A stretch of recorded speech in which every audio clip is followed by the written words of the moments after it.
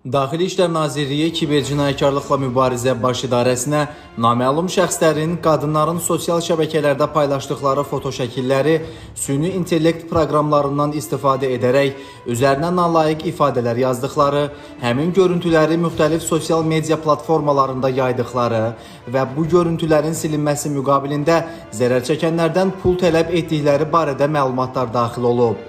Kiberpolisin həyata keçirdiyi əməliyyat texniki tədbirlərlə qeyd olunan əməlləri törətməkdə şübhəli bilinən 31 yaşlı Loğman Cəbizadə və 20 yaşlı Elvin Məmmədov saxlanılıblar. Araşdırmalarla müəyyən edilib ki, həmin şəxslər TikTok, Instagram və Telegram sosial şəbəkələrindən qadınlara məxsus fotoları süni intellekt proqramları vasitəsilə montaj edib, üzərinə təhqiramiz məzmunlu informasiyalar əlavə ediblər. Daha sonra saxta hesablar vasitəsilə bu görüntüləri sosial şəbəkələrdə yayımlayıb, silinməsi müqabilində zərər çəkənlərdən müxtəlif məbləğlərdə pul tələb ediblər.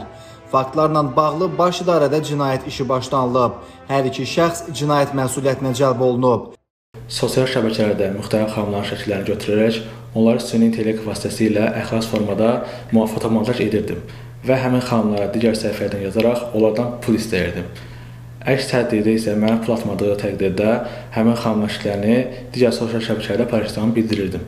Bir daha vətəndaşların diqqətinə çatdırırıq ki, süni intellekt texnologiyalarının sürətlə inkişaf etdiyi müasir dövrdə sosial şəbəkələrdə paylaşılan foto və video görüntülər müxtəlif şəxslər tərəfindən dəyişdirilə, montaj edilə və qanunsuz məqsədlərlə istifadə oluna bilər.